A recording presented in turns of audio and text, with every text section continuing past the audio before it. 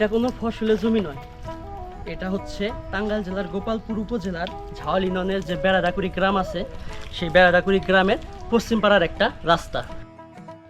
বর্ষা এলে 500 মিটারে এই রাস্তা হয়ে ওঠে এই অঞ্চলের মানুষের ভোগান্তির একটি প্রধান কারণ। চলুন স্থানীয় কিছু মানুষের সঙ্গে কথা বলে দেখি।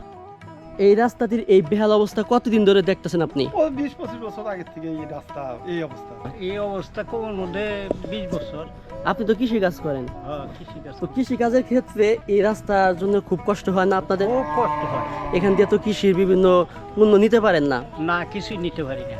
সমস্যা মানে বর্ষার সিজনে যাওয়াই যায় না, বিশেষ করে যে মসজিদে যারা নামাজ পড়তে যায় রাত 2 রাত যাইতেই পারে না।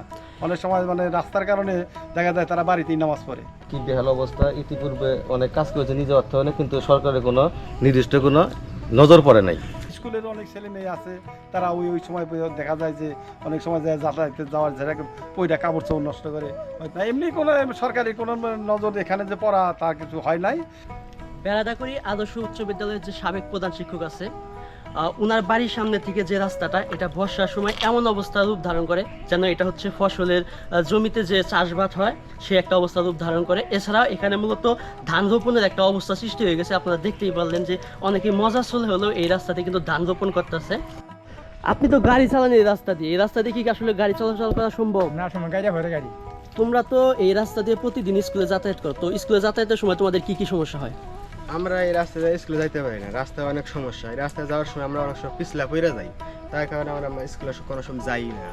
আপনারা তো দেখতেই পারতেছেন রাস্তার কি বেহাল অবস্থা। এই রাস্তায় কিন্তু ইতিপূর্বে কখনো সরকারের সুনজর পড়েনি, বলতে পারেন সরকারের নজরের দিকে পড়েনি।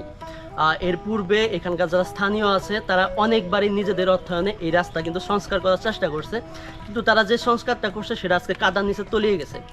তো সরকারের কাছে এখানকার মানুষের একটাই আবেদন, যে কোনো মূল্যে হোক এই রাস্তাটির একটা সংস্কার করা হোক, কারণ এই রাস্তা সংস্কারের ফলেই এই অঞ্চলে যে প্রায় 100-র মতো ঘর আছে, এই ঘরে যে পরিবারগুলো আছে তারা একটু উপকৃত হবে, কারণ তারা এই রাস্তার কারণে প্রতিদিন বিভিন্ন ভোগান্তি শিকার হচ্ছে।